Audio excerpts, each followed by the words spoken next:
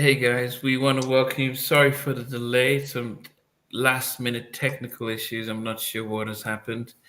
But we want to welcome you guys as we bring another R&B podcast as we go through one of the most underrated albums of the 90s. But anyway, before we do that, let me introduce.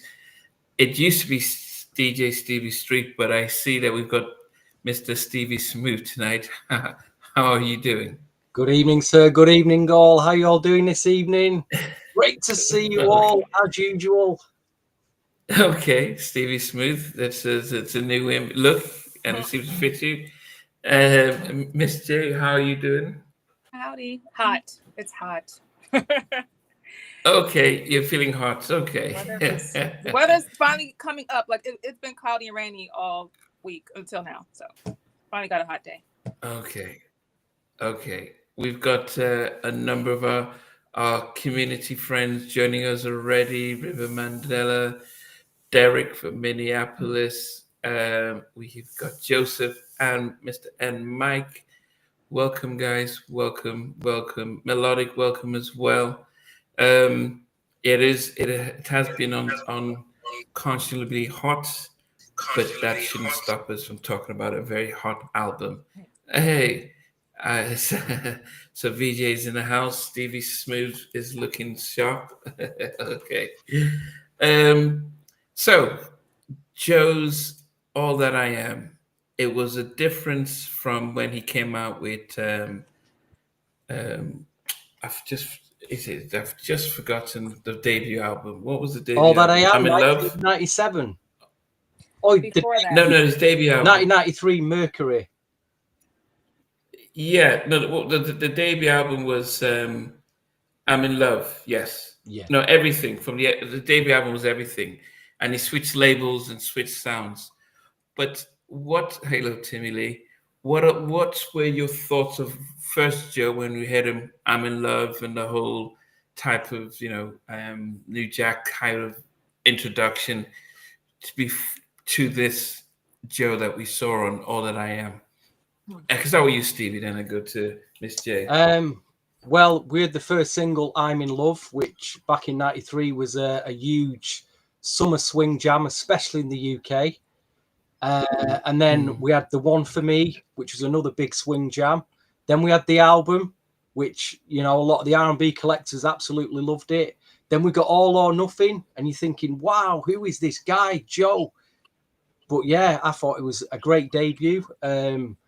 I know there was stories about the management situation. I think he got married to the manager or something, and it all went a bit pear-shaped, and that delayed his career for 3 or 4 years. That's why we didn't get All That I Am until 4 years later and a new label. But I thought it was a great start. Maybe Mercury wasn't the label to push him to his full potential, but if you've not heard that debut, I would recommend it. It's a great R&B swing album. Lots on it to get into. Okay, yes. Miss J, what were your thoughts of Joe when he first came out, and then before we get to this new album? So I was very young when he first came out, so we didn't really actually hear him on the radio that much here. So until years later, to me, my first introduction was really like All That I Am album. So I do know some of the the first album, but it really, when he first came out, it wasn't a thing for me. I was introduced to all the things your man won't do, Joe. So to me, when I first heard that, I was like, who is this? Who is this? So it was a new person. Yeah, I mean, what did you? Yeah, I think when what did you think about it? Yeah, so when he came out with I remember when he came out with I'm in Love and Round and Round I Go. It was his New Jack stuff, but it also at the same time we had R. Kelly and Public Announcement doing Vibe. So in a way, it felt like, oh, here's another copycat of Aaron Hall, trying to come up with that type of vibe. And he came and he disappeared. Now, when he came out with this album, the All That I Am, and the very first single we heard, All the Things You Might Want to Do, it was on a soundtrack, and this was of a movie called "Don't Be a Menace to Society While Drinking Gin and Juice in the Hood." So it was a crazy film, had an amazing soundtrack, and this really, a nice slow burner song that just sort of crept in, and it was almost like, okay, this guy is much different.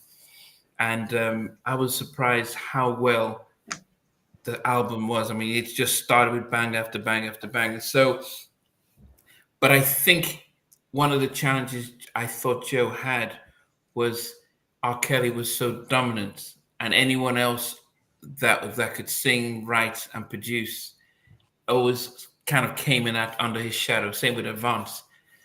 But Joe has really set the stage, kept longevity, and he even collaborated with R. Kelly, doing what Aaron probably should have done, was to say, "Hey man, if this is who they're comparing me with, might as well do something with him." And so, but Joe still was able to make his own mark. Yes.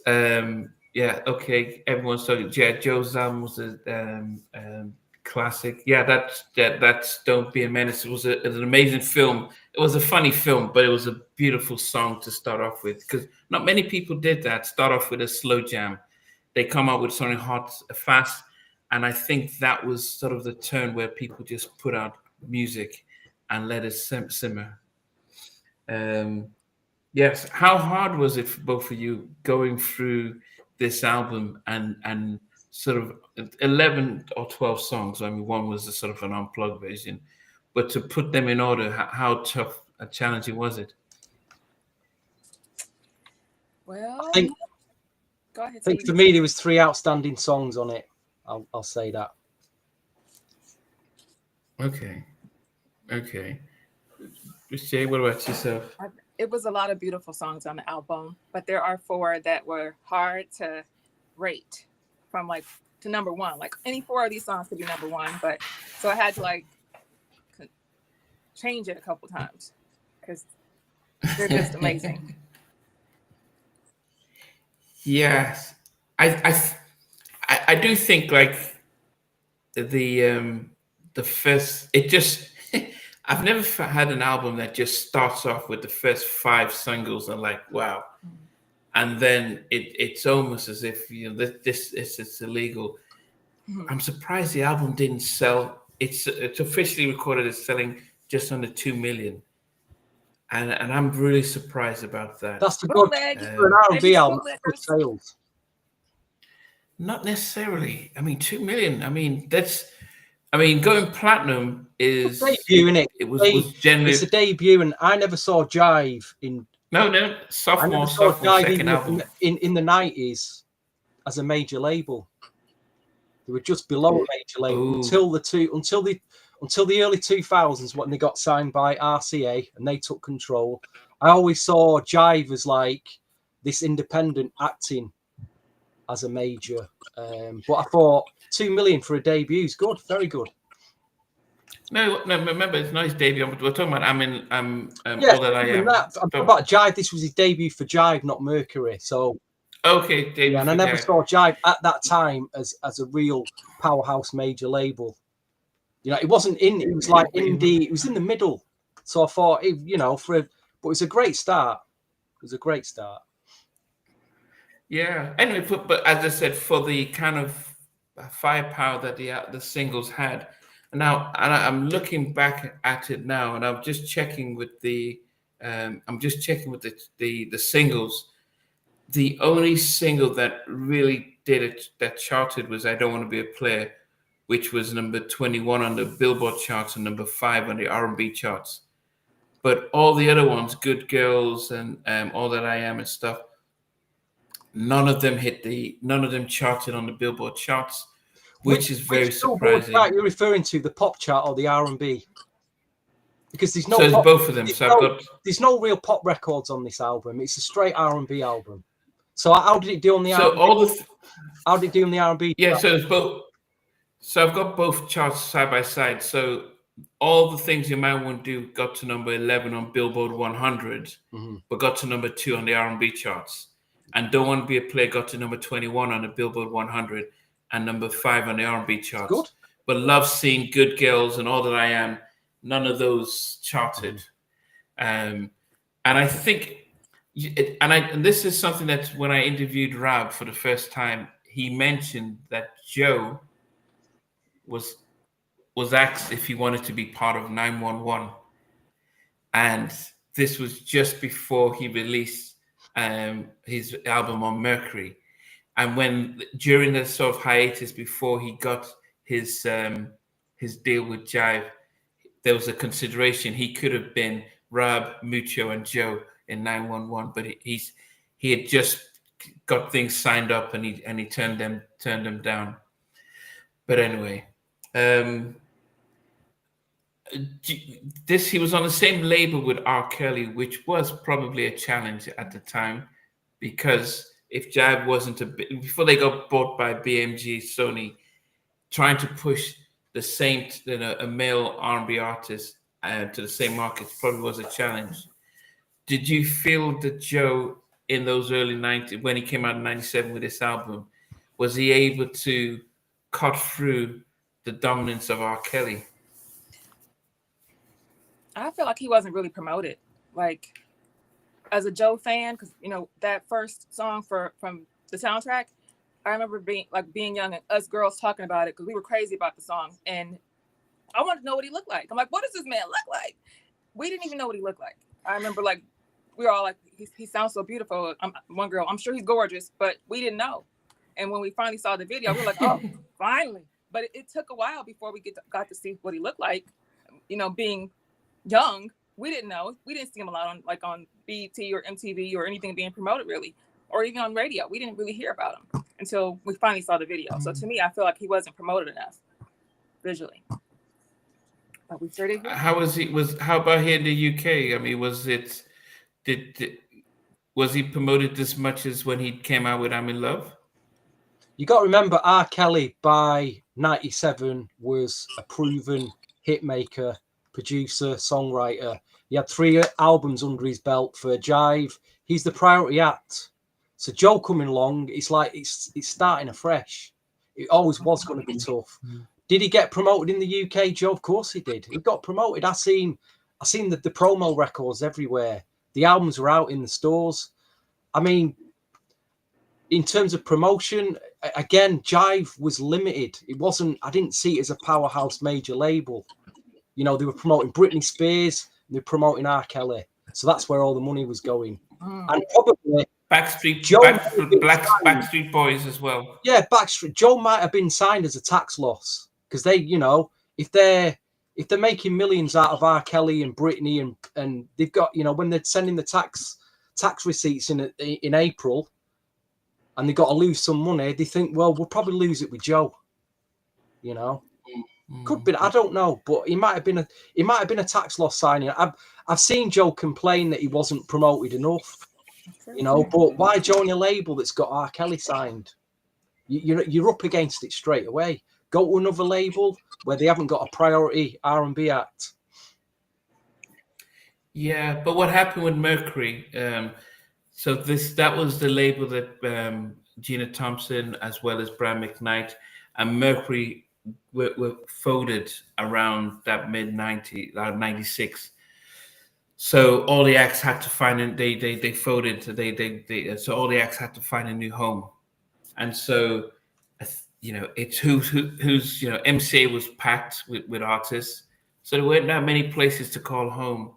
So he definitely found a place in Jive, which, as I said, longevity there. 97, just before we get into the countdown, 97, they released the Booty Call soundtrack, Mystical's Unforgettable. And they had the Tupac "Are You Still Down" album, and Backstreet Boys, Backstreet's Back, and then the R. Kelly double CD came out in '98, and the R album, and then Tribe Called Quest.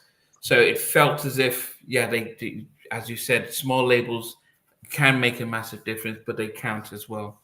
I mean, there's a comment there from Melodic saying, I see there was some articles regarding R. Kelly trying to sabotage Joe's career. I remember those, and I remember thinking, hold on a minute, R. Kelly's making records with Celine Dion. doesn't get any bigger than that. Why would he be interested in sabotaging Joe's career? You know, Joe was no threat to R. Kelly. You know, let's get that right. He was no threat whatsoever to R. Kelly. R. Kelly, gosh, he had his own studio. He could have had a label if he wanted to. He was that big. Well, he did. Yeah, but Joe also No was threat. known for doing. To Joe was no threat Yeah. to R. Kelly. Yeah. Doesn't mean he Okay. didn't feel that way though. So, was It that? doesn't mean he didn't feel that way because Joe was amazing. Joe is amazing. Yeah. And that's one of those things where somebody might not be as they might to the public might seem as if he's no threat, but if somebody says he's really good, you may not want him to actually get too good, especially if you're on the same label. Mm-hmm.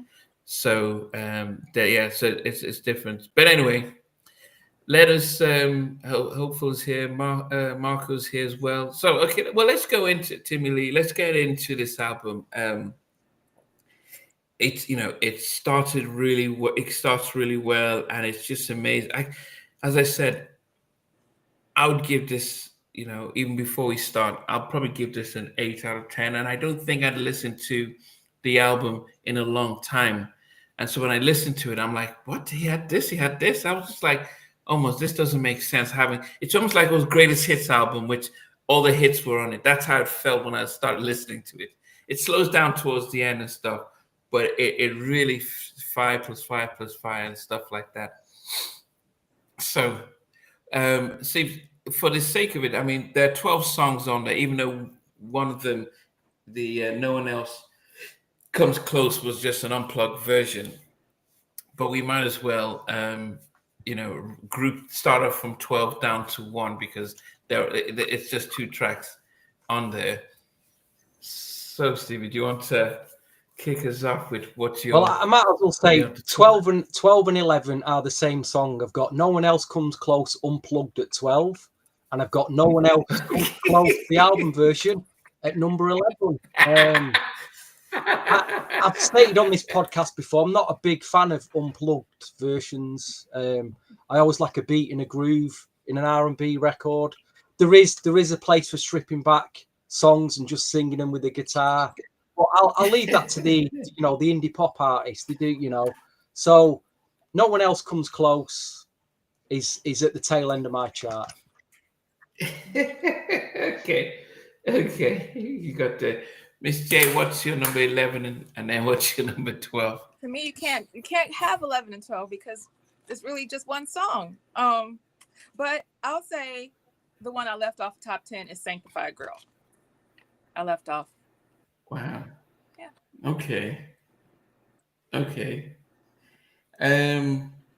So it's strange enough. So everyone say yellow card. So like Stevie, No One Else Comes Close. The Unplugged was number 12, and the No One Else Comes Close, the original one came in at number 11. Hey, John, how you doing? He says he's got all his CDs and stuff. John from Truth, welcome, John. And I'll tell you the reason why I put No One Else Comes Close. I'm going to sound like Stevie here, but I'm not a big fan of the sort of David Foster type of songs. It's bring out the candlelights, playing by the piano, and when I listen to that kind of song, it doesn't sound R&B. It sounds poppy kind of stuff, and so I just switch off and nod off. And so it's a nice, beautiful song, but it's not my type of tea. So both of those tracks did not make my top 10. So Stevie, for once, we kind of agreed with that. Yeah. But John says Sanctified Girl No One Else Comes Close is really dope too. It's a dope album, but if we're ranking them, we do have to have some that doesn't come in as that would fit just fall out. Okay, so number 10, Stevie. Let's see what would have been a number 10 for you. Well, I will say to all you good girls out there tonight, I'm bringing All That I Am to you this evening at number 10. All That I Am. And I will say I can do all the things your man won't do. So number 10 is what? It's All That I Am. Okay. Yeah, I actually thought that was it was similar, but it feels a little bit different. That is very, very, very bland at best. And very, very candle lit. Very, bring the candles out again. Okay. Miss J, what made your number 10? My number so people 10. could come around. My number 10 is one of his up tempo, like a mid tempo song. But the way he speaks, he kind of sings it. For some reason, I'm feeling like Michael Jackson inspired it. But You Should Have Told Me You Have a Man. You should have how he talks it. Yeah, it's number 10. I'm into his love songs. Yeah. Good story, good storytelling, and I love that. I thought about Michael when he was singing it, but when you compare it to the other songs, You Should Have Told Me You Had a Man. Come on. Oh, goodness. Okay. Yeah, I mean, that's a strange one. Yeah. So number 10 for me is it was a nice little slow jam, but where did I visit? Yeah, Love Don't Make No Sense. What's the point of it? Yeah, it's a nice song. But I had 9 other songs that I definitely appreciated better than this. Love Don't Make No Sense. Yeah, I put that number 10. Because I went through it. So I mean, as I said, the top 5 were sort of the easy. Well, not the top 5 were the easiest to put in. Here's the top 5. Putting them in order was the hardest part. So any one of my 3 to 4 could have been one. But the 6 to 10, that's where I sort of, least favorite, and Love Don't Make No Sense was probably at number 10 for me. Yes, I think You Should Have Told Me would have been better with additional people saying, that's a very good thing that Joseph said about it. I think because that sounded more like a song that could be for a group. You Should Have Told Me. Yeah. But anyway, Stevie. Number 9, got it's a very strong piano-led groove. It's one of the up-tempo tracks. What I liked about Joe albums, he always, he'd always put a few up-tempos on an album. That goes back to his debut. Keith Sweat always did that. I thought it's always important for R&B artists to do that, mix it up a bit. So Sanctified Girl, which was very piano-led, Can't Fight It, made a good B-side. One of the singles, actually. Number 9 for me. I do like that record. Can't fight this thing. Yeah. No, I think I rated that slightly higher. Okay. Let's say, what was your number? What was your number 9? Now remember, I love him for his love songs. So number 9 would be a faster song again. It's Come Around. Okay. And where was that? It just didn't get me like it didn't, the flow of it. I didn't like it. I think when I first heard Joe, because it was like a love song that got me, I just love him as a lover, not like I love the love songs. I want to hear that. So this song has a lot of love songs on it, so yeah. I wanted to stay in that lane, and then this just didn't keep me in that lane. So that's the only reason why. There were elements of it was also my number 9, but there were elements of Tevin Campbell's Round and Round. It just reminded me of the one that reminded me of it. I did think, and as I said, I think I don't know who sequenced the album, but when you front load with the bangers. It then means that if you and as you're sort of wear it out. If you'd mixed some of the hot songs around, I think it might have made the album feel a lot more manageable. But it's almost like the first 5 or 6 songs, you're like, wow, this is amazing. Right. And then it kind of slows down. I think they just didn't, they front loaded the album and stuff. But yeah, so that was also my number 9. Come Around was my number 9. But as I said, a nice track, but there were others much better there. Number 8, Stevie. This was a CD that I played a lot throughout 97 and 98. There's only 2 tracks that I didn't really play a lot, and those were in my 11 and 10. But the rest of the album, I played it all the way through. I thought they were all really good songs. Number 8, I've gone for Come Around, and the other up-tempo track. Again, Okay. solid up-tempo. Obviously, the ballads stand out on this album. I think we all agree on that, but still a good groover, a good track to get down to. So, like I say, number 8, Okay. Come Around. Come Around. Okay. Miss J, what's number 8 for you? One of them that you guys already said, No One Else Comes Close. So beautiful, but like you said, I don't care what you say about that. I don't care if it's David Foster Candlelit. I love it still, but compared to the other songs, I would have to put it at number 8. Yeah, I don't know. There was something about, for me personally, there was something about these type of songs that I think that they were trying to reach a pop market by releasing them. Now, the only person, Whitney could easily go back and forth. Right. But Toni Braxton was great when she did "Unbreak My Heart," and I could relate to that, because she got Dave Foster and Diane Warren to write it the way it should be written. And I think if you're not going to get the guys like David and Diane Warren to do the track for you, then I think it's sometimes a poor imitation. I like what 112 did when they couldn't afford Babyface to do a track, so they wrote Cupid as though Babyface wrote it. So they listened to When Will I See You Smile? Is it When Will I See You Again?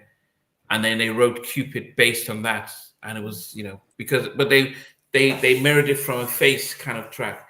I think when you're trying to do No One Else Comes Close, yeah.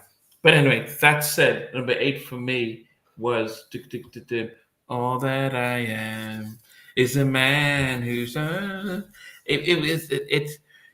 it would have been as low as much lower, but I think it grew on me after listening to it a couple of times. I kind of warmed to it, but the first time I would have skipped it, but I listened to the album quite a bit. And maybe because it's the title track, I just gave it a little bit more chance. And so it snuck up to number 8 on my list. And he didn't even write that one, because he wrote most of his stuff, but he didn't write that one. Yeah. All That I Am for number 8 for me. All right. Number 7. Stevie. Number 7. I'm not sure if this was the same funk sample as what En Vogue used in My Loving, but You Should Have Told Me You Had a Man. That James Brown, like, I'm not too. This is very similar, but I think this could have been a single. Maybe give it another remix, an extended mix. But definitely my favorite up tempo off the album. Thought it was the song was very strong. I really enjoyed that track. I used to play it early doors as a warm-up track in the clubs. Always sounded good. But yeah, solid track. Like I say, shame it was a single.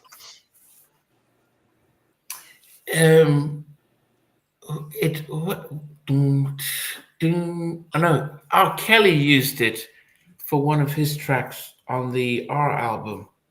I've got to say thanks actually to M Mac, who's tuned in, who he sourced the sample. I've been playing this track on my radio show by this young lady called Genevieve, called Head Over Heels, which has got this rare groove sample in it, which is just blowing my head away at the moment. and I couldn't figure out what they were sampling, and he sent me a YouTube link today to the Tom Brown sample that she's using. Thank you, sir, for that. Okay. Made my day, and I'm gonna dig out my Tom Brown album now and play that record. But yeah, thanks for listening to my show, sir. That was my last show on Saturday, so appreciate you tuning in for the last 6 months. Thank you very much. Okay, I mean that's it. So are you back to your normal schedule? I don't know. The guy who was covering, he's back. He's come back after a 6-month break, so we'll see whether I move to a different time or I take a bit of a hiatus. You know, we'll see. We'll see what happens. Okay. Guys, so the your number 7 was, what was it? You should have told me. It has the James Brown sample. I'm assuming it's James Brown. It sounds like a James, but I'm thinking of like if you was to like see what En Vogue sampled on My Lovin', You're Never Gonna Get It. Does sound very similar, that. Yes. Does anyone know R. Kelly on his double CD had a track that sampled that same sample? I don't Which know one if is it's the R album. The R album. He used something similar. He used the same sample on one of his tracks. Does anyone know? I can't remember. I'll have to listen to it again.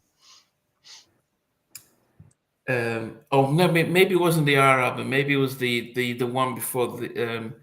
So if anyone can listen to the, that's the Big Payback song, but R. Kelly sampled it on one of his albums, either the R album or the one that came just before the R album. I think the one on the I'm R. Kelly referring to there, but it wasn't. I don't think it was the Payback, but it sounds very similar. But that was the general sample. So when we go back to maybe he had, if Joe had it first and he sampled it thereafter, or Joe used that sample after R. Kelly, I can then imagine where he's like, what's this guy trying to do? But you should have told me. If I didn't, I should have remembered. So I know that R. Kelly used it from one of his tracks.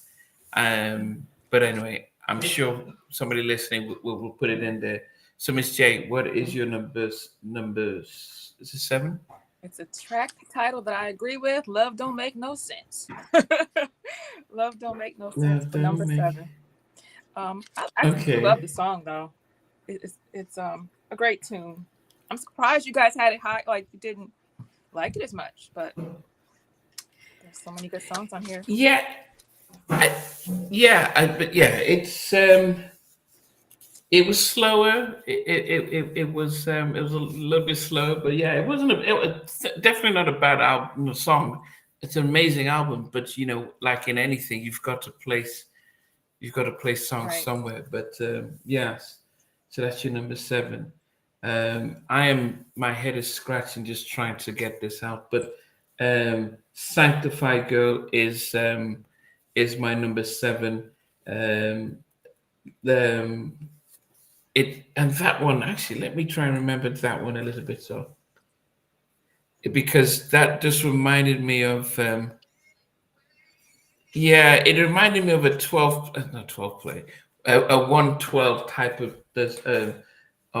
a song. But I also thought that this was one of those tracks that if he had, it felt like a group song as well. It just didn't seem to just go. It felt to me that if he was in a group, this would have been a much powerful song because it felt like it was for a group. But yeah, that was number 7 for me, Sanctified Girl.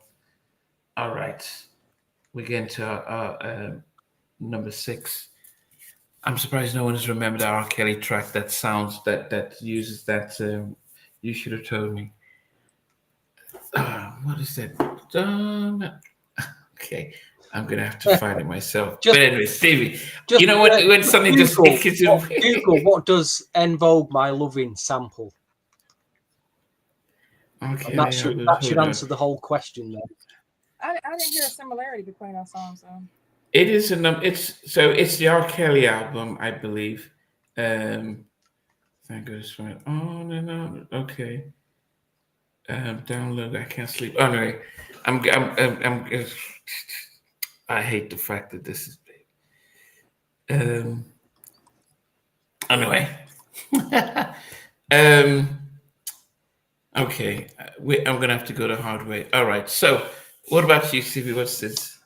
Number 6. It's all ballads from now on, and we got some top draw songs on these ballads. Excellent songwriting.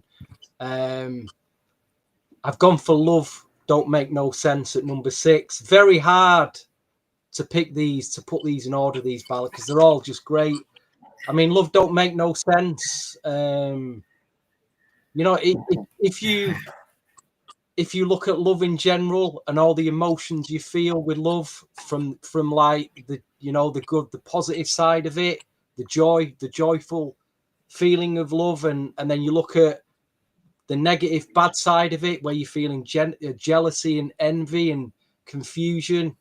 Love doesn't make no sense. Why do you, for such a strong feeling, why do you feel all these different kind of emotions? Love doesn't make no sense. Sums it up.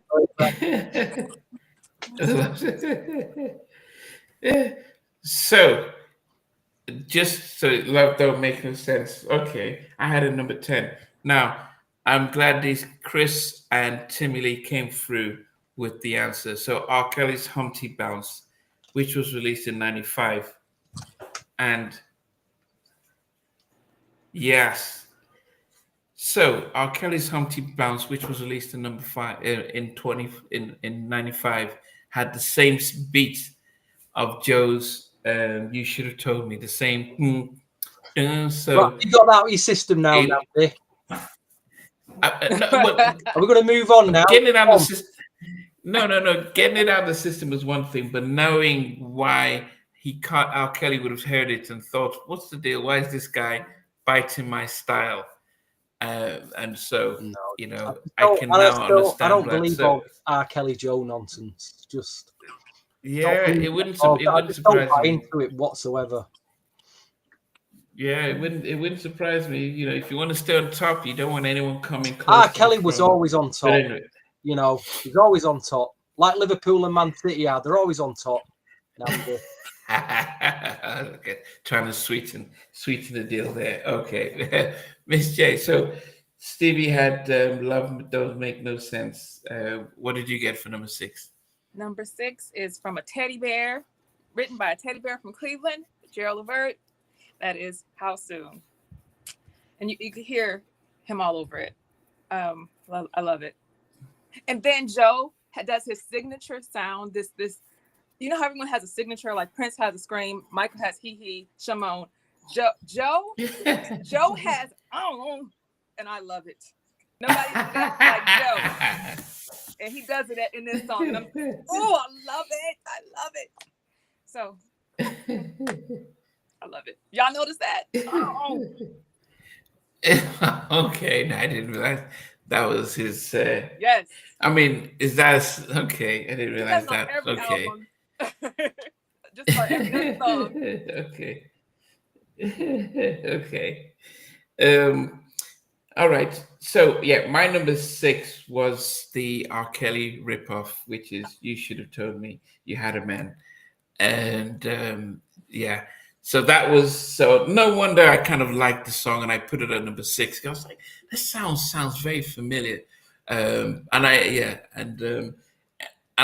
say, thanks, for you guys for bringing it up. But if you do listen to the song on the R. Kelly album, it will hit you there. So that's my number 6 because it felt familiar and it felt good to me. You Should Have Told Me You Had a Man. But Joe Thomas co-wrote it, but it was produced by somebody else. Yes. Okay. We're now into the top 5. Probably I would have thought the easiest top 5 to put down but the hardest to put in order. Mm-hmm. So Stevie, what made your number 5 for you? The Gerald Levert produced, was it written? I'll have to check the credits again, but How Soon for me at number 5. Yes, he wrote it. Yeah. Great chorus, just Mhm. draws you right in. I mean, it's a bit of a slow build up to it. And that's probably why it wasn't as high up in my top 3. But there's no fronting on that chorus. It's an absolute killer. Yeah. It's I think people might forget how much of a, we think about um, not spread my wings, Mamacita, and some of the stuff that Levert did for Troop, some of the stuff that they did for their own albums. But when Gerald did the ballads and the slow jams and stuff, you know, one of my favorite Gerald Levert songs that he wrote and produced is "Answering Service." That was, I don't know if you guys have heard "Answering Service," talking to your answering service. Mm. Yeah, he's just an amazing songwriter, producer, and stuff like that. So, yes, definitely. How soon? Okay, that's Stevie's number 5. So he got into his top 5, which is a good one. Um, what about you, Miss J? So me and Timmy Lee, we love to agree. It seems like his number 5 is my number 5, and you guys did not. You guys already mentioned it. All That I Am. He oh, The man. he sounds so beautiful. Oh my God. Oh, I don't see how. I mean, it's a beautiful song. Joe, amazing. Yeah, no, it's a nice, beautiful. As I said, so we've got to always remember it's a beautiful album, but what we're just doing is just putting these songs in order, and that's never a bad thing. Um, yeah, never a bad thing. But yeah. For my number 5, I would also go with Stevie. How soon? Planes, trains, automobiles. I remember the film, but it was it was just a beautiful song. And I'm looking at Gerald Levert, and I said, man, this guy has something, had something when he came to the pen game and the production and stuff like that. But I also appreciate Joe being able to say, look, even though you can write and produce, and he did a lot for other people, that he knows when to just say, yeah, you can do it better than me. I'm gonna sing your song, and he did sing it beautifully. So how soon is my number 5? Yes, it does now. It's when it gets hard, as Timmy Lee says. Yes. Yes. So Stevie, My number what's your number 4 4? is, I would describe this as a perfect date night type song. You could take your date to a film that you both want to see, and you come out the film that's, hopefully it's good, and you've got something then to go to a lounge to and have a talk about it, have a nice meal, have a drink. The lounge might be playing some music. You could serenade her on the dance floor, give her a little dance after you've fed her, and give her a little moves around the dance floor, and then the night is still young. After that you could take her somewhere, back to your place, whatever. Have the room prepared, some nice snacks, some drinks. Get the music, the candlelit going on, get the love scene playing in the background. Oh, okay. Okay. Keep it smooth. So Stevie went for Love Scene at number 4 for him. Um, yes. Okay. That was oh goodness, was that the one that said 69 was a very good year? Say that again. No, it wasn't that one. Yes, was it? 69 was a very good. Yeah, it was a very good year. Yeah. No, that was definitely and it starts off with him doing his little scream. Take Yeah, one. just yeah. It's amazing.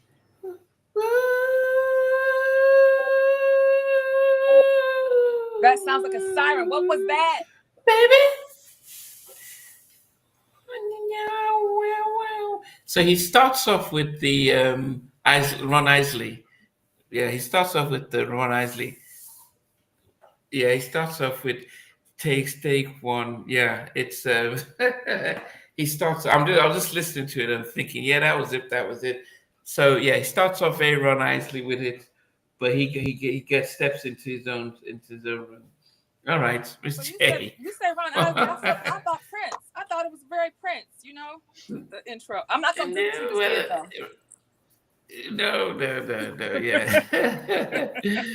Okay, so what did you put out as your number 4? I actually had to flip flop it because I changed this. So I one of my favorites, but I put it at 4. And don't want to be a player. Don't want to be a player no more. I had to change it. I love that song though, but there's moments in other songs that made me put that at number 4. Okay. Yeah. It's I think I think when you get to from 5 to 1, I think most of us would have just I mean, I think from 4 to 1, I probably could have switched them around. I wouldn't have made much of a difference. That's how much I rated those first 5 tracks. But like Stevie, I think Love Scene was that's my number 4 as well. It was yeah, just a beautiful description of what he was trying to do, and the elegance of it. It's an amazing, as I said, it's just amazing how you start an album and you just go for track 1, track 2, track 3, track 4, 5, and I'm like, okay, this is too much, and I think they just they could have mixed it around, and I would have probably appreciated the whole album.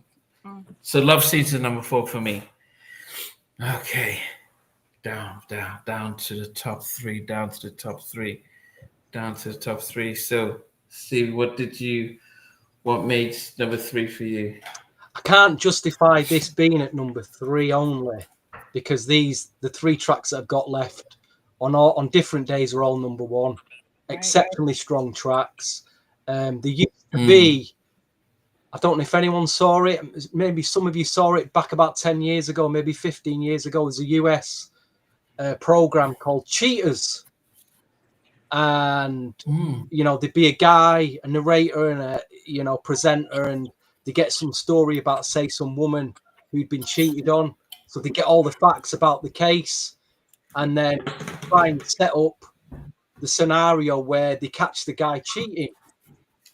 And you'd follow this show all the way through to the penultimate moment where they'd somehow, it'd be a motel or something, and they'd park the van outside and the door would open and you'd catch some, some guy cheating on his missus, doing all the things a man wouldn't do. You know what I mean? It's all there, on the Cheaters program. Great program. Or it could be the other way around, the girl cheating on the guy. And the girl getting all the things her man wouldn't do, because that song really, if you break it down, as great it is a cheater's charter. It's about cheating. Joe talking about he's going to do to you what your man won't do, and what is he talking about? It's human nature, the birds and the bees. He's going to do a set of things that, and I'll stop there because obviously I don't want the keyboard warriors coming after me, telling me that saying this and that. So I'll stop there. All you think man won't do is at number 3 for me. Great record. But I think it seems like it's easy to talk to somebody who feels as if they're not being satisfied and says, yeah, look, I'll do better. Just give me a chance, and I'll all the things your man won't do. Yeah, it's like being an uncle or so. You can have your nieces and nephews for a couple of hours, and then you send them back home. But you can be a great uncle for a short period of time, but you won't be being there long term. And so Yeah, You I know, think let's break it down. Why does a woman cheat on a man? I mean, Oh it's a Lord. cardinal sin. It's a cardinal sin. But why does this happen? And usually it's down to things like attention. You're not paying enough attention. I'm not just going to mention, the obvious thing, but if you're not doing a set of things right, that woman's feeling unloved, or I could go a lot deeper here, which I won't.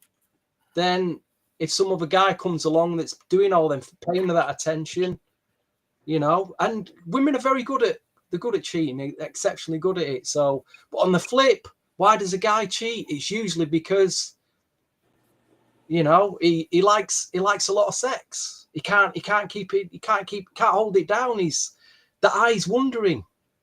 That's why he cheats. yeah, He might have a great woman at home. yeah. He might be doing and it's true. She might be doing all the things right, keeping him happy, but he still, unfortunately, he can't help himself. So that's the way it is. I guess one of the things that we did look, who was telling me this? Donnell was saying that what you got in the '90s were artists, R&B artists, writing love songs differently. So you may have somebody like a Joe saying, "Yeah, anything what you're not getting at home, don't worry, I'll do it for you." And you may have somebody who's like a Maxwell singing something different, and you just appreciate the variety of the songs Well, and like you stuff. say, all Um, those successful male R&B singers probably had women at home. They were out touring, and they had probably multiple opportunities to cheat, to do all the things your man won't do. It's the way it is. Marco said this has just turned into Jerry Springer. Okay, so you had all the things a man won't do at number three, and Up there, great record, great record. yes, it's really yes, it's and that was definitely a great record. So, Miss J, what made number three for you? Starts off beautiful, of course. Sunshine from the moment that we met. Good girls. There's moments in that this it could have Okay, been number one, but it's just so many elements. If you know the song, it's just there's so many songs you want to just there's part of the songs you want to sing over and over again. It's just a great song. Good girls. I can't sing mm. like Joe, so I don't want to sit up here and embarrass myself or sound like a but saint. but then look at the contrast um, of singing "Good Girls" and then all the things your man won't do, and then don't want to be a player. It's and you'd think the one person that we can always rely on to be consistent was Ralph Tresvant. He's always singing about being a heartbreaker and being sensitive, but whether he's stone cold or he is if it is in love or stuff like that. But with this album, you've got Joe singing from three different perspectives. So he went from all the things to good girls, looking for good girls. But but beautiful song, good choice. Number three.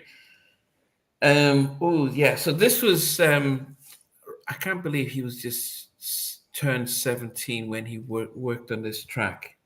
And he did say that the one thing that he did when he was on working with this track was he met his long-term writing partner, LaShawn Daniels, who sadly passed away, while presenting this track to Joe. Um, when he first met, and you can hear the Teddy Riley influence on the track, and it's "Don't Want to Be a Player," and it gave it. Big Pun gave it a second lease of life when he got Joe to sing on the hook when he brought it out. But it was beautiful song, um, you know, beautiful sort of direction, beautiful sense of I've lived the old life, I want to change and stuff like that, and which was admirable. Maybe he's ready to settle down. So number three for me, don't want to be a player. Beautiful track, beautiful direction. I think it actually did. I'm just looking at it's probably one of his best placed songs at the time. Yes. Anyway, Stevie, we've What got two number two? tracks. It's very tough. Normally, I have a defined number one. These two tracks that are left, one of them goes back to my clubbing days when I was between like age 20 to 25, where I learned a lot. I learned a lot about women, especially, and the other track, you can hear the pain in his voice. There's a certain pain the way he's singing it and what he's singing about, and I don't know which to put at number two and number one. It's really, really tough. But I've got to make a decision because nobody likes indecisiveness. So I'm going to save my memories for number one. And I'm going to change it because this was at number one. I'm going to put it back to number two. So I'm going to go for Good Girls at number two. You can, like I say, it's an incredible record. Why are all the good girls taken every time? Singing about the pain. But I actually think it's a good thing looking back. It's a good thing that the good girls are taken because you want the good girls to be taken. We don't want the bad girls. No, we don't want the bad girls to be taken because you've seen a lot of men at the moment, bad girls divorcing men and taking half or a lot of what they've got or doing, or treating bad, So we want the good girls to be taken. It's important. So Good Girls for me is at number two. Okay. That was Okay, Good tough, Girls are number very two. tough. Yeah, yeah. It's a tough one because they could have gone either way. Totally. Um, yeah, they could have gone either way. Miss J, what went number two for you?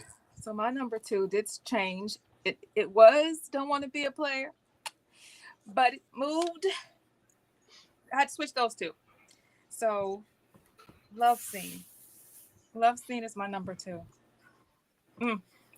The Okay, build up. why was that? It's a beautiful written song, beautifully written. I love how it starts off sounding more like Prince. I don't know about the Ozzy Brothers song you're talking about or the siren noise you were making, but the scenes, take one, take two, take three. That's beautiful, and then there's just so many elements that makes you want to sing along. Oh, Love Scene is number two. It's a beautiful song. I want to sing it right now, but I won't. Okay. Yes. It at this stage it was hard for me. And I moved this around. I'm looking at my list here. I'm looking at how, as I said, from one to three, I could have placed them anywhere. But for number two, I mean, I'm going to go for what I've written down here, and it's all the things your man won't do to you. It's I think it's probably one of his most enduring songs. It's just one of those songs where, um, probably one of his most popular songs that people would always remember when you think of Joe. Of course, for All That I Am, and not All That I Am. I think My Name Is Joe had Stutter and had other tracks, but I think this was what really set him apart when this came out, and being on the soundtrack meant they got extra exposure. Speaking to the co-writer, co-producer Joshua Thompson, and I said, that part where he says, "I'll make you," that you for your mama to scream. I won't stop until your mother scream. I'm thinking, okay, how the hell are you trying to talk to a girl about? Look, I can do anything. All the things your man won't do, but I won't stop until your mother is screaming. Like, is mom watching? I mean, it was, and he said he said that his mom was listening to the track, and he tried to cover over it to ask mom about the track, and he put it in there as a way of just adding some comic relief. which it did because it made it memorable. It's like when people listen to one of our Aaron Hall songs and they think, is he saying dumb bitch or dum dum diddy? They don't know what, you know. So it's one of those things where it just takes a life of its own when you listen to when you add this kind of stuff in there. So you do think, okay, well, what the hell? Your mother's screaming stuff, but it is just, you know, just even the mindset of, you know what, um, talking to somebody and understanding that they're missing out. And you know, it's easy for those kind of guys to come in and pick up the pieces and then go along. They're not there for the long term. They're in the, you know, for short term. They say, oh yeah, is this what he did? Oh man, they listen and then they can come in, patch it up, and they're off again. So that's what the song was. An amazing track. All the things your man will do at number 2. Yes, it could have been my number 1, but it was just last minute switch around. Okay. Before we get to our number 1, Stevie, it'd be good just to recount what the other tracks that preceded your number 1 is before you explain why this was your number 1 track. Okay, I'll go through this superb album again. 12 and 11 were No One Else Comes Close. Didn't really listen to that track much back then. Number 10, All That I Am. Again, honestly, being brutally honest, I didn't listen to it that much, but I'm not saying it's a bad track. I just didn't listen to it. Number 9 was Sanctified Girl. Number 8, Come Around. Number 7, You Should Have Told Me. Number 6, Love Don't Make No Sense. Number 5, How Soon. Number 4, The Love Scene. Number 3, All the Things Your Man Won't Do. Number 2, Don't Want to Be a Player. It wasn't number 2. It was number 2 was Good Girl. Sorry. So number That's 1, what I was going to say. Number 1 for me, again, I'm going back to that period of my early 20s, and I've almost got the devil on here, and I've got the angel on here. I've got this side. This side is my morals of me wanting to meet a lady, settle down, get married, have children. You know, that beautiful thing that most good guys dream of doing and should do because it's important. But I had the devil on this side because I started going clubbing, seeing ladies for the first time in nightclubs because I'd lived quite a sheltered teenage upbringing till then because I was spending all my money on records. I couldn't go out. I couldn't afford to go out until I met a DJ friend who took me around the clubs, and I started seeing all these ladies, shall I say. And that's when I'm in a relationship that I thought was heading that way to that dream, it's now in question because I'm seeing this lady, that lady, this lady's interesting. I'm DJing, this lady wants to talk to me. So, you know, I'll advise any guys that are listening that early 20s, don't get into a relationship too young. Sort that devil out in you first. Get it out of your system. You know, don't do what I did. Try to chase that dream too early because you're not ready for it. Do it a bit later on. Have your fun. And then a bit later on, when you're more mature, that's the time to do it. So my number 1 is all about that song. My number 1 is Don't Want to Be a Player. Rodney Jerkins production, great song, vocoder, and just sums up my early 20s youth perfectly. That's got to be my number 1. Now, being because I was in the US when this came out in '97, I just finished college or university, as we say in the UK. What was the reaction of this track in the UK when it did? I mean, did it? I heard it, all the pirate radio stations were playing it. All the specialist R&B stations were playing it. The clubs would play it. You know, it did get club play in, say, the last half hour of a night, and people would dance to it. It was a big track. Yeah. Did at this time were you into your music enough to know who the Rod Darkchild was? Or Yeah, yeah, totally, totally. Mm. okay, okay. So they want to be a player at number one. Okay, I wonder, Miss J. What about you? Number you know you 12 down to one. Well, I had I saw your rollout. 11 because to Go me ahead. one is the same. So I'll say 11. Okay, yeah, it was no different when no one else. Yeah, comes close. Yeah. Sanctified Girl is my number 11. You Should Have Told Me You Had a Man, number 10. 9, Come Around. 8, No One Else Comes Close. 7, Love Don't Make No Sense. 6, How Soon. 5, All That I Am. 4, Don't Want to Be a Player. 3, Good Girls. 2, Love Scene. Mm. And then number 1, the song that made me fall in love with Joe. Baby, I wanna do all of the things your man won't do. Joe was stealing women from their men. So yeah. As I said, I think it's quite easy to be able to do they had when I was a kid in the UK, they had this film that used to come out during Christmas. I don't know if Steve you remember it, The Scarlet Pimpernel. Hmm. So that's what it is. He was like one of those Robin Hood stuff. I think that's what that song was like. Yeah, I'll do all. He's gone out with his guys. No, I'll take care of you.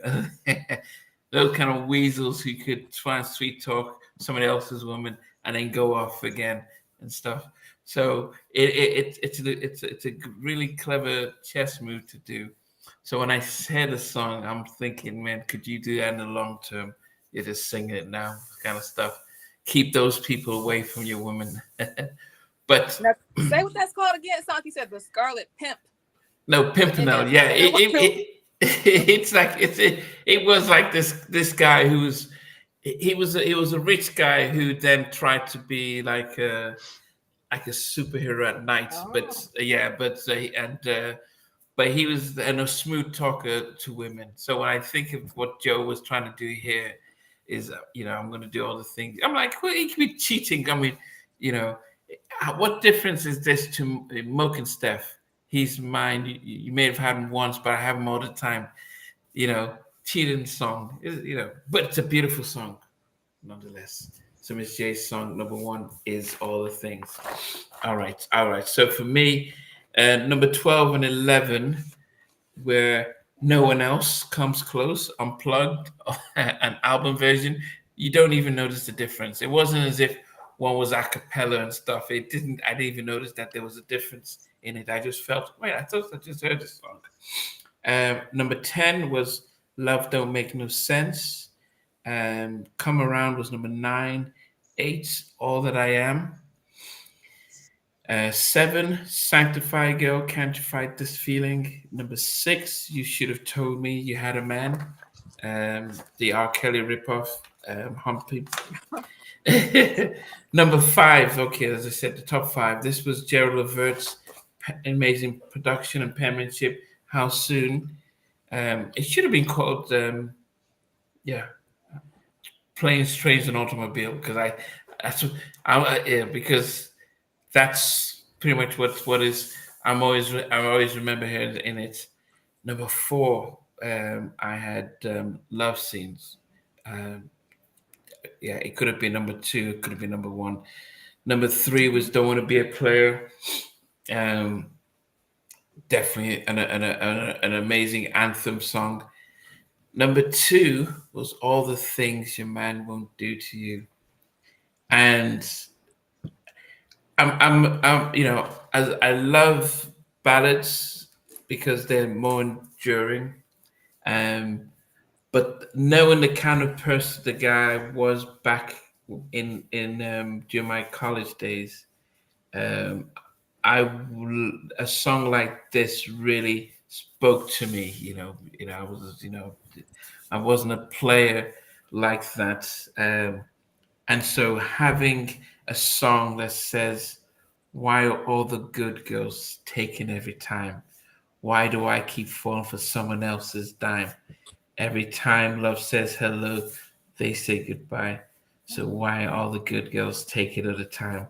There's got to be, he says, he's looking for a Roni in him, a Roni, I've got to believe there's a Roni for me somewhere. Oh, has anyone met a girl called Roni? Because Michael started singing about Roni and PYT. You had Bobby Brown doing Roni. You had Tevin Campbell singing Roni. And here's John, and here is Joe singing "There's Got to Be a Roni for Me somewhere in this world." Babyface did say that it was he heard it from PYT. Pardon? Tenderoni, cute thing. Yeah, but yeah, I was just I just wondered if somebody ever called their daughter Roni, But Good Girls is just such a beautiful track, just such a call for help. But it was a little amnesia, as I said. He's looking for a beautiful. But what is he saying here? He says, "Why are all the good girls taking it? Why do I keep falling for somebody else's dime?" I wonder what he means. Why does he fall A for dime somebody is a else? 10 piece. It's 10. She's a 10. She's gorgeous. 10. So he's falling for somebody else's girl, and so Yes, he she's falls for gorgeous. somebody else's girl, and he then tells her, "I'm going to do all the things your man won't do for you," and he's going I'm to missing set the up a story. love scene for that. Although he's saying, "Look, I don't want to be a play no more, but I'm still going to do that." So, because that's who he is. But anyway, Good Girls was my number my number one, and I shifted because I think all the things was probably leading the race. But for those who when we get these albums, what tends to happen is that for me particularly, I would listen to it twice at the beginning of the week, and then I won't listen to it again. Then after 3 days, I'll listen to it again, and then it will keep switching and changing. And especially this album, which I hadn't listened to it in maybe 20 years since it first came out, and so to listen to it again, the songs changed around. So that was my list on this. It was good that we did this because initially I was thinking that we should have done this and his debut album together, but it turned out that actually this was much better just really focusing on this album. How would you rate this, Stevie, out of a 10? It feels like an album from another era to me. I do feel that there is a certain movement with some artists in America at the moment are trying to bring this feel in R&B back. Like I'm going to shout Tiffany Evans. She's got an EP coming out. She's already released 2 tracks, which are incredible. We've got that feel in it. But yeah, it's from a different era. This the 90s where love and dating is still alive. We wasn't in the 90s. We weren't pitting men against women like this online thing that I'm seeing at the moment, where men and women are being pitted against one another for all sorts of ridiculous reasons. And we need this period to come back. It probably never will. It's a shame, but we need this to come back. I'm going to give it a 9 out of 10, just because of what it's about. It is about love. It is about dating, and that 90s love feel that is missing in today's society. So I'm going to give it a very high 9 out of 10. I think it's an exceptionally strong album. I know some of the guys, the candle in the air thing. I understand why the ladies like them, and that's why it's such. You've got to take that into consideration. So yeah, strong album, and we need more of that coming out. Yeah, yeah. Miss J, how would you rate and rank this album? I'm gonna give it a 9.5 because it's almost a 10. It's beautiful. I was in love with this album. So, yeah, they don't make them like this anymore. So Yeah. I mean, we were talking 97, and probably slowly we were losing our R&B to hip hop. Started to get a lot more placement, a lot more money poured into hip hop, and so we were getting less and less. But '97 was still definitely a good year, and not as good as '95 and '96, but still definitely a good year. And when I listened to this album, preparing for the show, as I said, when I'm the first 5 or 6 tracks, I'm thinking there must be a mistake here. There's no how all these songs can be in one album, and even the ones that I ranked lowest, I had no issues with them. It wasn't like I didn't feel like they were album fillers. I felt like they took their time to create an amazing album, and so for me, um, I started off and I thought about an 8.5, um, and I probably would keep it at an 8.5. And the reason I said that is that I think if they had spaced some of the songs out, I think the first 5 songs were the strongest songs, and I think if they'd moved some of them around, so it didn't make it seem as if by the time you get to track 8, you're like, okay, it's good, but not as great. And I think if you had moved the songs around, you'd have just been able to appreciate it as a whole.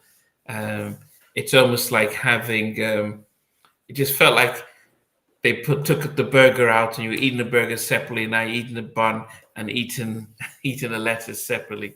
And I think if you had just arranged it in the proper way, you could have had a nice bite of this album in a more digestible way. I don't know if that analogy made sense, but it did in my head. So it did in my head. So Melody gave it a 7. Marco, very hard to please. Marco always gave it a 7. And Maki gave it a 9. And Timmy Lee gave it an 8.5. Yes, let me just see who else. Yeah, I mean, definitely, it's definitely a great album, definitely a good choice, and we salute Joe. He's still touring. Joe doesn't do interviews. He does. So we've been trying to track I Joe just down for remembered one 5 thing years. about this album, Namdi, that some Yeah. of the more hardcore R&B collectors will remember. There was one unreleased track from this that actually got bootlegged on a 12-inch in the UK. It was called God's Work. Great record, great song. Just didn't fit the album. Didn't fit the album. I can understand why they left it off. But if you can YouTube that Okay. track, you'll be on YouTube somewhere. It's called God's Work. Great record. It's a shame it never made the album. It was on a sampler. It was on a CD Jive like sampler of like forthcoming tracks from forthcoming albums. But for some reason, and I reckon maybe because it wasn't a love song, maybe that's why they didn't put it on the album. But do check that track out. Okay. Was it a ballad? Yeah, bad mid-tempo, just a really strong track. I've got it on a 12 somewhere. Okay. Yeah, cause I did see, and you said it was called Love Strong? God's Work. God's Work. No, it's not even on the Australian one or the one of the mixes. Okay. Yeah, we'll definitely check that out. God's Work. God's Work. Okay. Yeah. Okay. I've seen it. I've seen it here.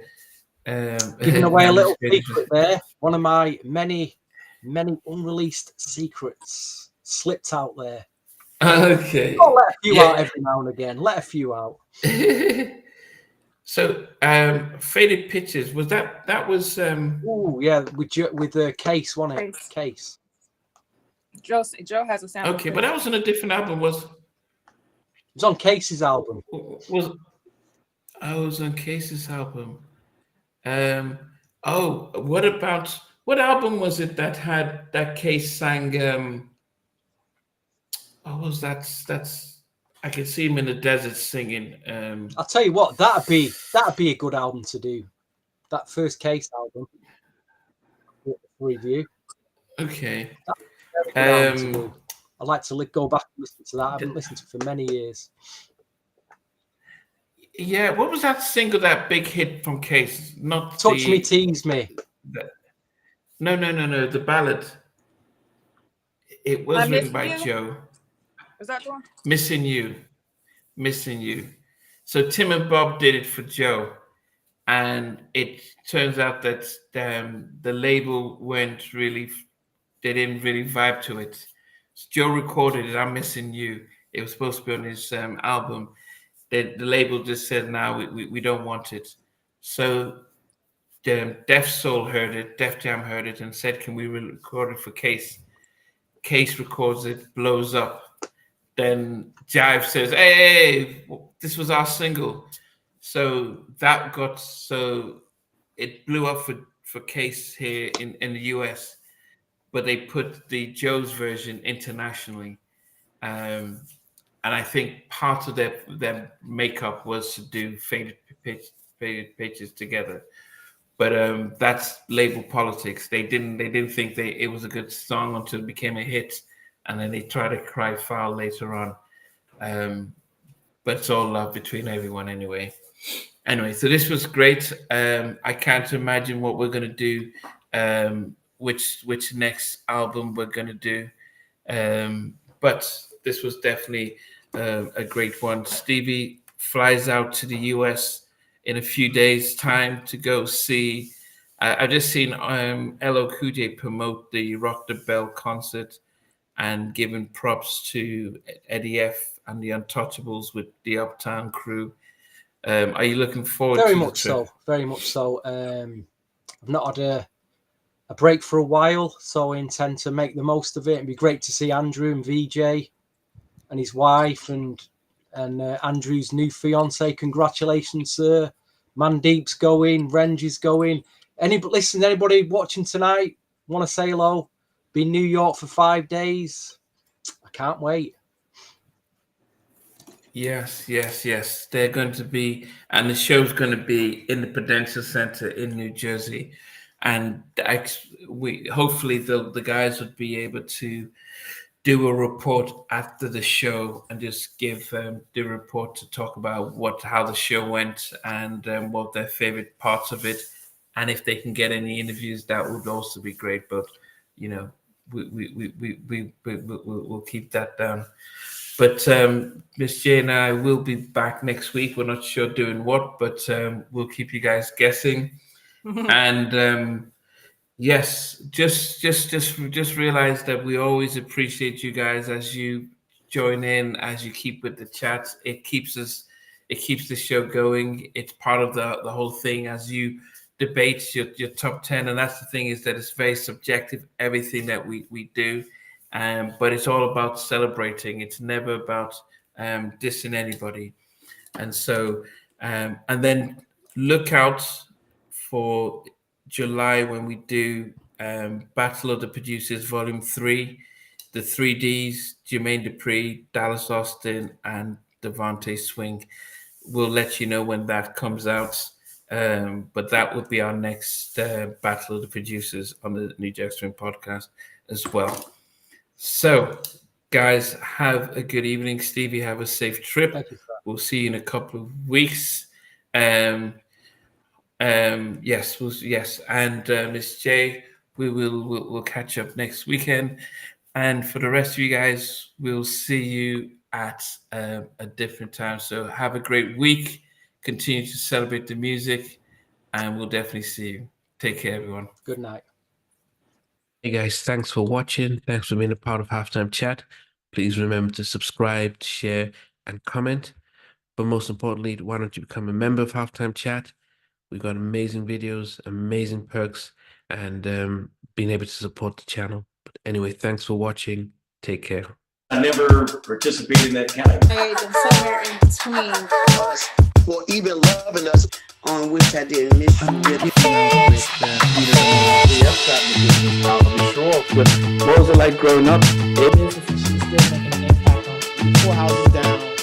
I have a couple of pieces. Trying to get this one and that one. That works for you, but just for me, No. Okay. They don't understand what Jonas Boys and men are. Play it. I mean, I love all different genres.